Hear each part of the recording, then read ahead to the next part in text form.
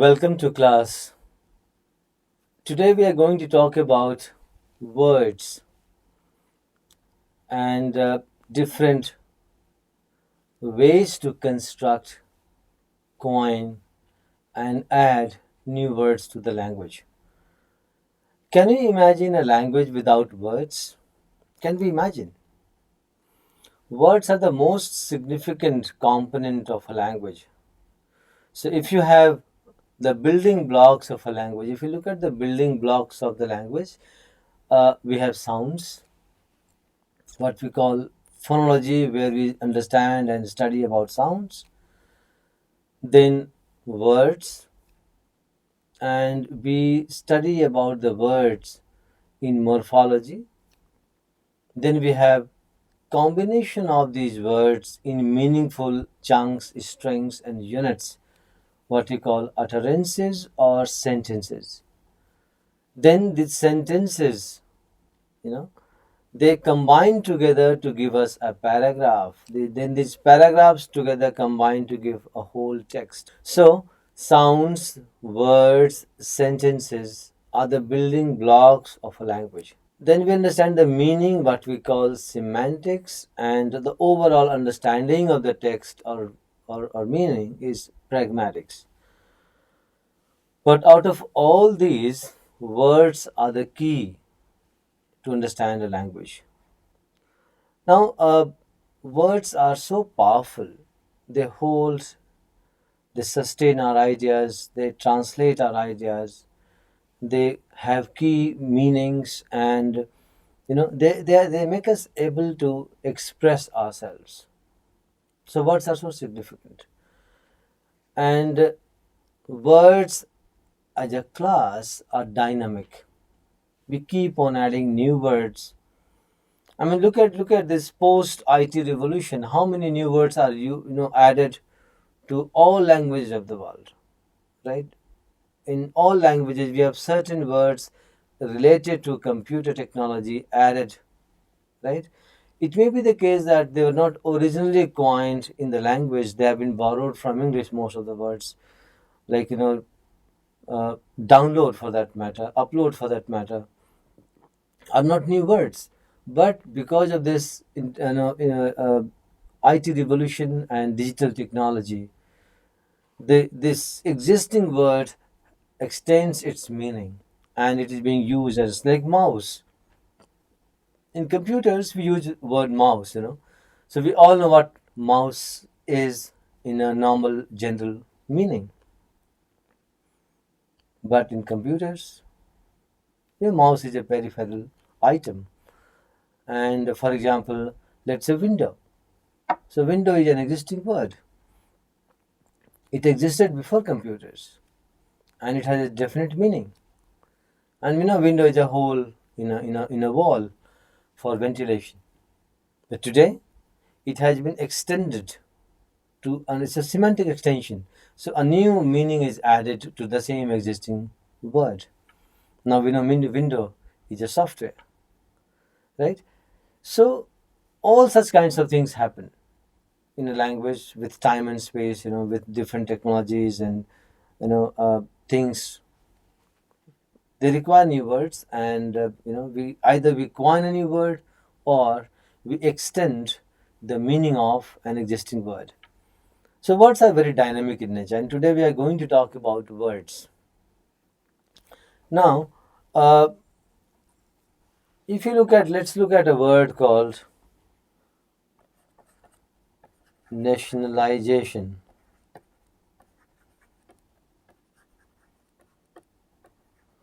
Look at this word, nationalization, right? Can we break it to different parts? Look at the internal structure of this word, how this word is coined or how this word is formed. So we can definitely say something like nationalize,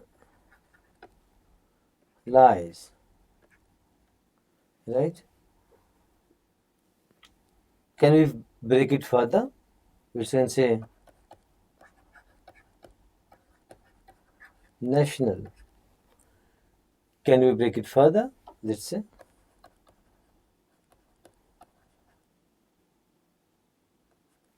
nation.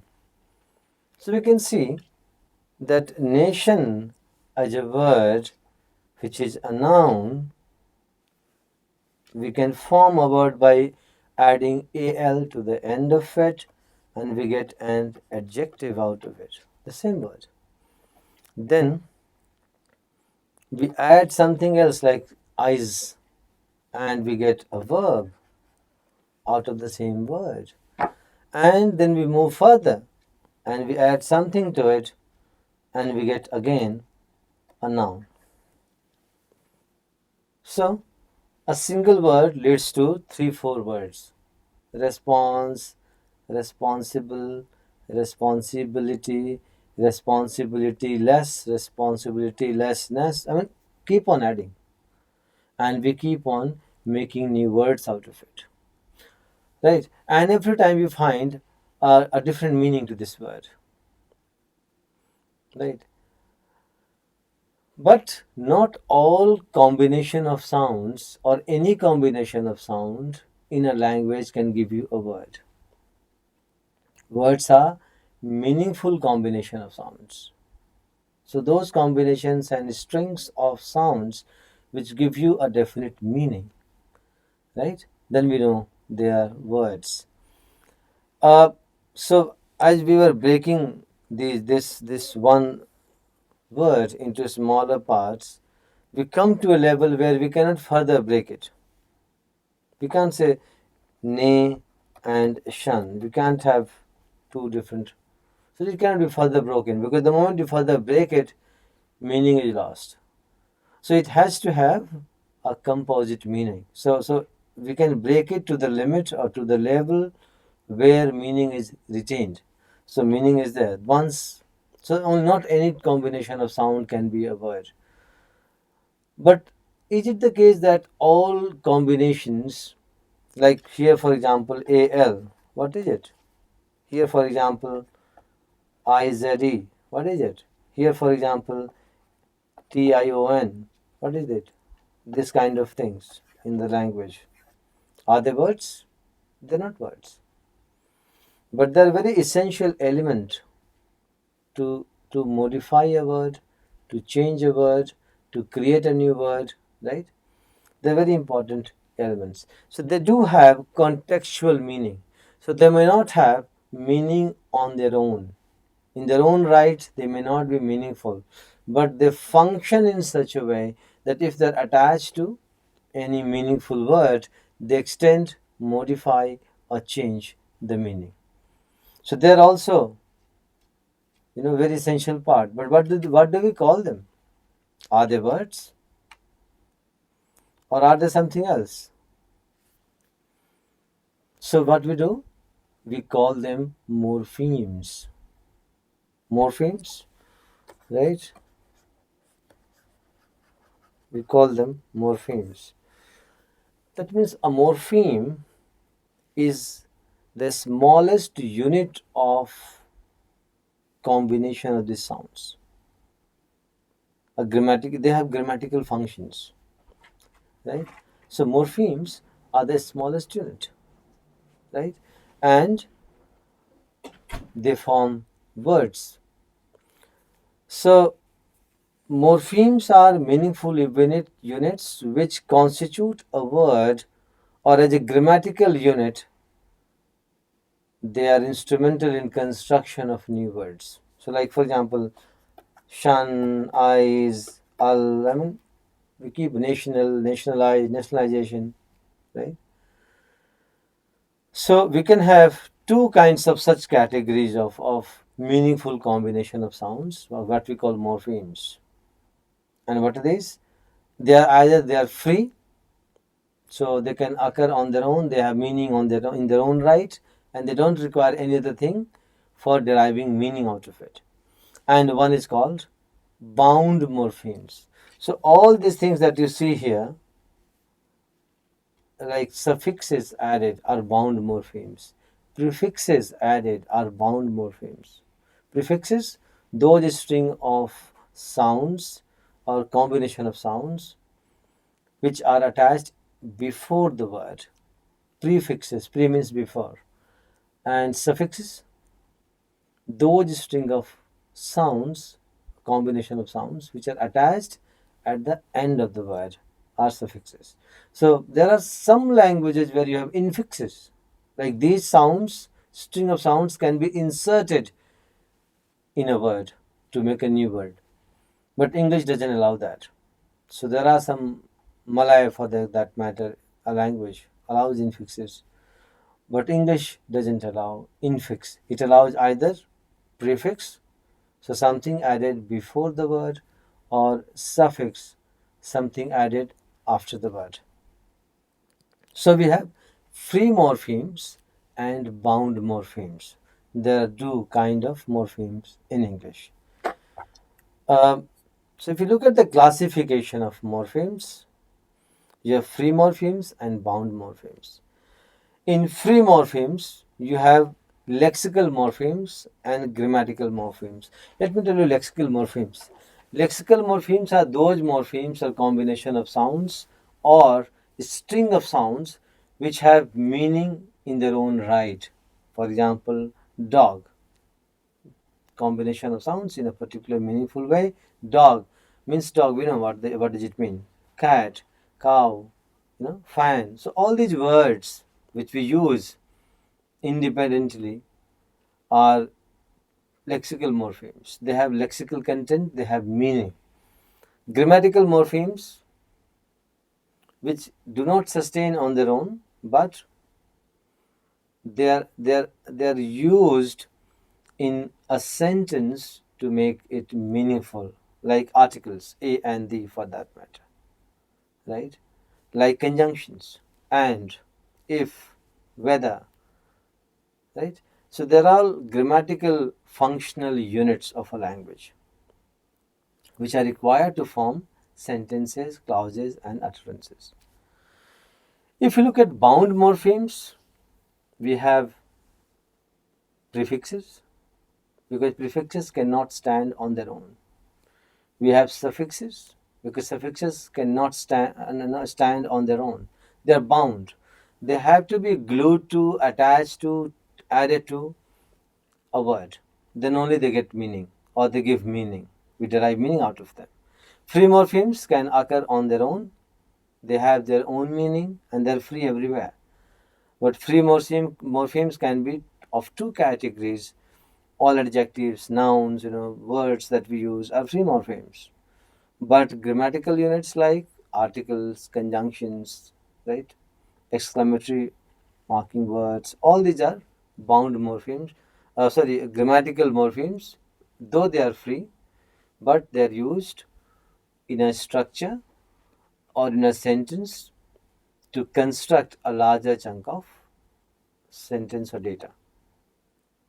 So this is classification of morphemes. Okay, words like free morphemes, like free words, and bound morphemes, those combination of sounds which require a word to be glued to be attached to. Otherwise, they don't carry any sense. So we'll just have a very quick look at all these kinds of words and morphemes in the language. And this is for that matter, this is true to any human language. It's not only true to English. You can think of your own mother tongue where you have words which are free and are meaning. There are some words which are required to form sentences, like articles and like connectors, like linkers, like complementizers, if, that, whether. I mean, all these things. And also you must have suffixes, prefixes, possibly infixes to create new words and categories. You can think of that, and then only you can relate to these explanations in English. So we'll talk about free or independent morphemes. So such morphemes occur alone as word and have a meaning or fulfill a grammatical function, like man, run. And is again free morpheme, but it is a grammatically function morpheme because it is required to connect to ideas, to elements, to items in a language. Conjunction, right? Coordinate conjunctions for that matter. Now, these free morphemes are called open class. So free morphemes like nouns, verbs, adjectives, and adverbs. They are free morphemes, lexical morphemes, which have content, a meaning in their own right. So if I say dog, chair, fan, these are all nouns. So all noun class is free morpheme. Verb, eat, drink, go, sleep, write, run. So these are verbs, and they all have a lexical content, a meaning attached to them. We can derive meaning out of them, and they stand on their own. Then we have adjectives: black, fat, hot, cold. These are all free or independent morphemes like words. And adverbs: slowly, fast.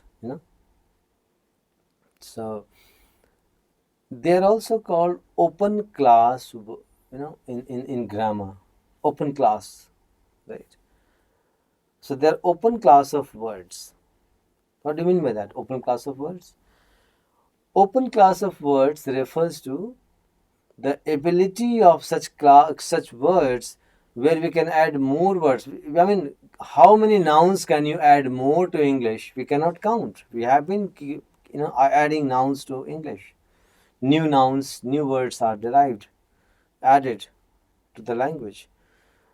We are adding new verbs, right? Or extending meaning of existing verbs, right? uh, we are adding adjectives. We can add adverbs. So the total number of nouns in a language, total number of verbs in a language, total number of adjectives in a language, total number of adverbs in a language, they are expandable. So we keep on adding new elements in either in any of these categories in a language, and we keep on adding up to it. Like we keep on adding. So they're called open class of words which have content, meaning on their own. Then you have another category in the free morphemes like functional or grammatical morphemes. So can you guess if we have added any preposition to English in the last 50 years or 100 years? Or let's say conjunctions. What about articles, a and the, right? What about demonstrative? What about deictic markers? This, that, these, those. They are here, right? What about auxiliary verbs like modal verbs can, could, may, might, shall, should? Have we added to it? Or what about pronouns? I, we, you. You may say that the pronominal thy, thee, right? Thou from Old English. We have you in modern English. Except for that, do you see any other addition? Any other addition to such class of words like prepositions? A, an, on, at, in, under, over, by, with. These sets of prepositions, have we added to it? Or are we adding to it? Or can we add to it? Right? Or articles like a and the. We don't have any fourth one. We have not added any fourth one. Uh, Auxiliary verbs. Verb B for that matter is, am, are, was, were. 5. Have we added to it? And you know modal verbs like will, shall, may, might, should, would, can. Have we added? So what does it mean? They are free morphemes, free words. They have a meaning, but they have grammatical function. So they become meaningful and relevant when they are used in a larger chunk to create sentences, paragraphs, and texts. But they are closed class of words. So we don't frequently add new element to it. But nouns, verbs, adjectives, adverbs are open class of words. We keep on adding new nouns, new verbs, new adjectives, new adverbs. But here, in these categories, grammatical, functional, morphemes, we don't add, right? So they're closed class in any language, right? So this is free or independent morphemes. Moving on, the second type of morpheme is bound morphemes. Bound morphemes means they cannot stand on their own. They need to be glued, added, or attached to a free morpheme to derive a new word, new category of words sometimes. And we'll see how we do that. But bound and they're called dependent. They're dependent for their existence. They don't exist alone. They cannot have independent meaning. They give meaning like er. So we say play and player, right? We say, let's say, happy, but a prefix added to it, we get an opposite meaning, unhappy, right? Able,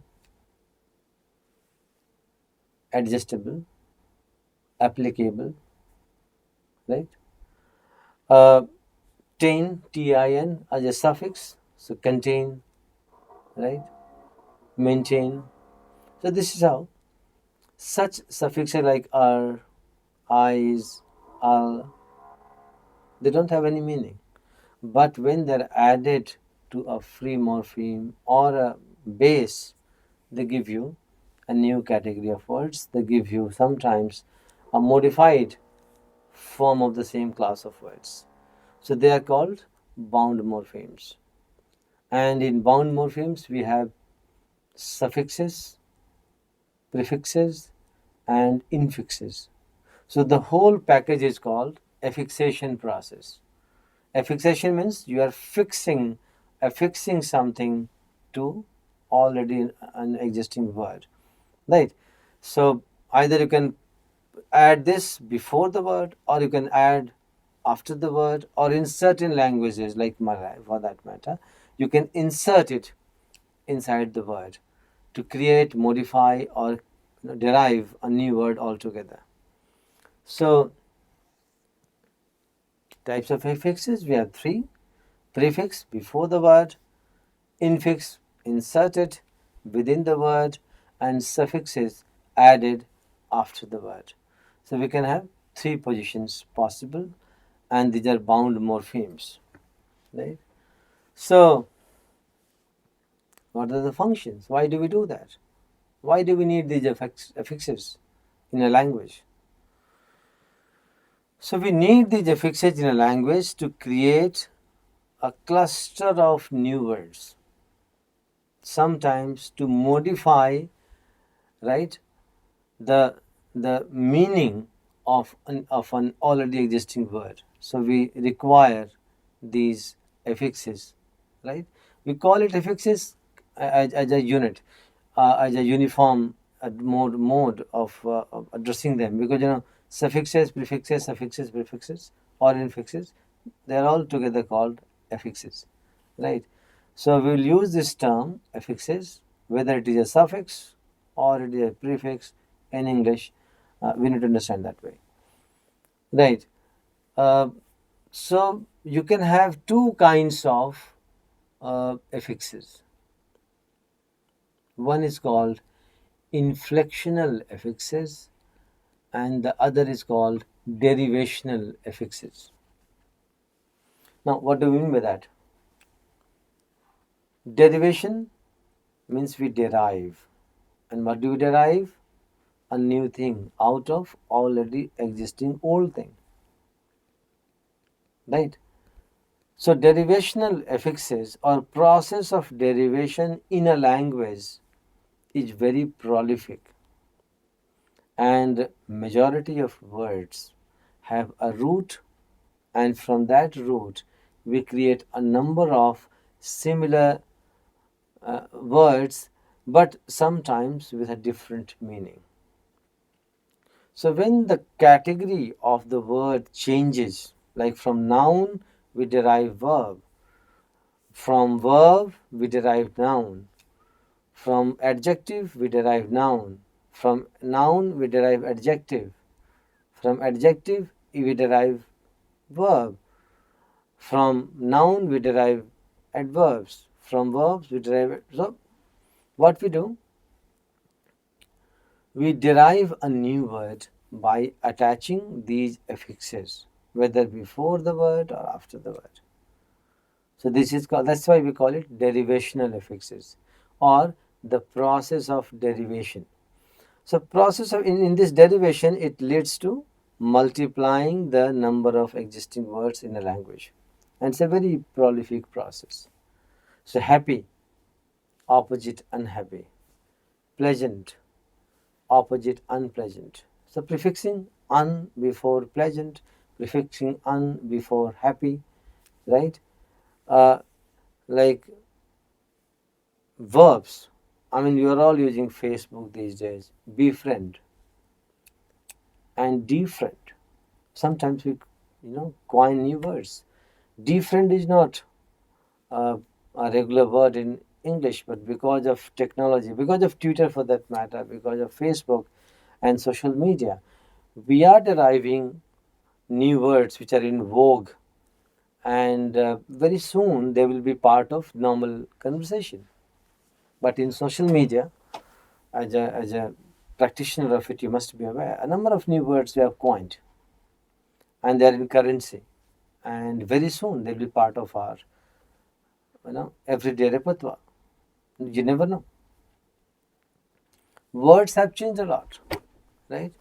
Like you borrow a word from a particular language, and then you customize it, assimilate it, and it becomes language, a word of your own language. And users even are not familiar and aware that this was borrowed in a different context with a different meaning.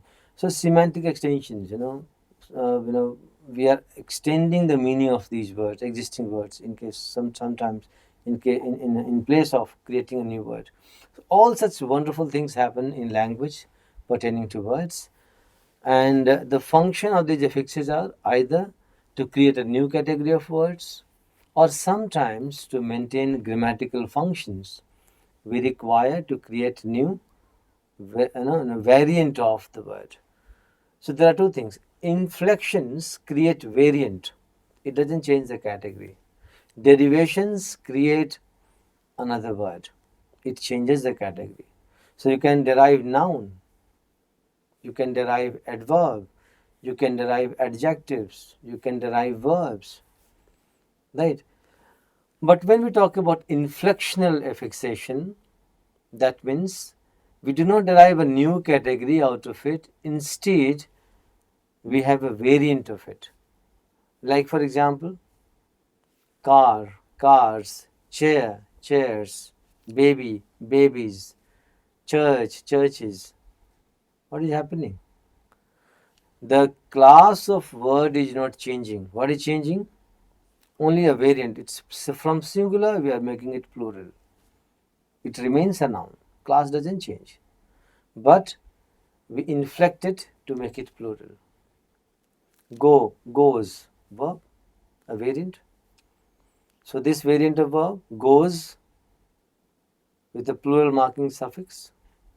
It's strange. It is used for singular subject. So let me tell you, verbs are not singular or plural, but the agreement marker like es in go, goes, right? It allows it to occur with first, a third person singular, nouns, right? We derive, uh, you know, let's say comparative markers, or like our superlative markers like est, tallest, fastest. Fast is an adjective, fast is again is adjective. But what happens? We create two new variants, faster and fastest. Inflectional pattern. It is an inflection. That means the category is not changing. It remains adjective as fast, It remains adjective as faster. It remains adjective as fastest. So what we are doing, we are inflecting it to get a variant for a different purpose, right? With a different semantic extension of it. So that's what we need to understand. So if you look at inflectional affixes or inflectional affixation process in English, we have 8 kinds of inflections. Total 8 kinds of inflection in English. Like S or ES that we use as third person singular marker of verb in present tense, like speaks, writes, goes, runs, sleeps, teaches. This is one type, right? Then the second type or second kind of inflection process is plural forming suffixes like s, and it has multiple forms: es, I, ies, like ies, babies. So a regular plural marker to nouns. Then the third one is apostrophe s. We use it. You remember apostrophe s? Rams, right? Johns, right? So apostrophe s, which shows the genitive marker or possessive form, right? Then d or ed as a suffix. It's a regular, past tense marker. So kill, killed, right? Go plus ed becomes went. Of course, that's a different form. Write plus ed becomes wrote. But kill plus ed killed, jump plus ed jumped. So this is another inflection type. Then third form of verb, en.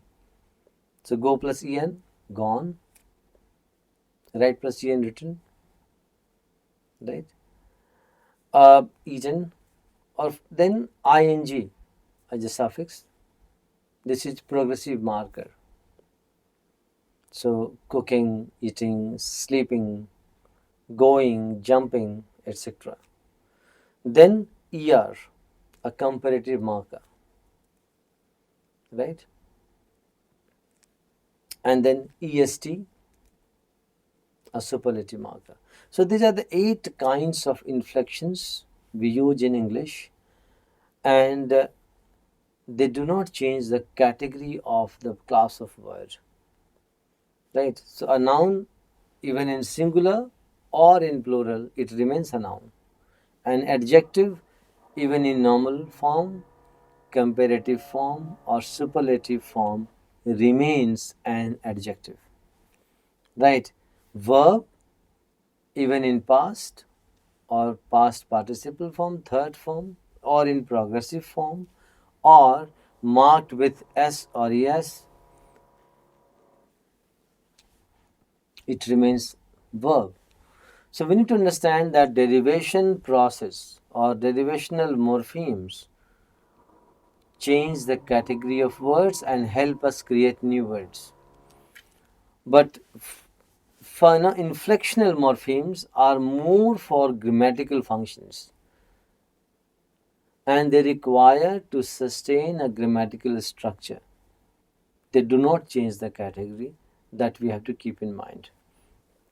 And here are some quick examples for you. You can keep on practicing, or you can keep on deriving and breaking this word into smaller parts and see whether you are using prefix, whether you are using suffix, whether it is inflectional morpheme, whether it is derivational morpheme. You can test and check and play on your own, but let us have some quick examples of it.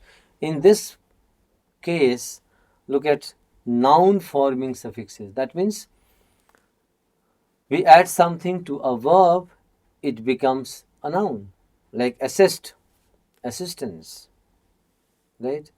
Assist, assistant. Confide, confidence, right? uh, complete or compete, completion or competition, right?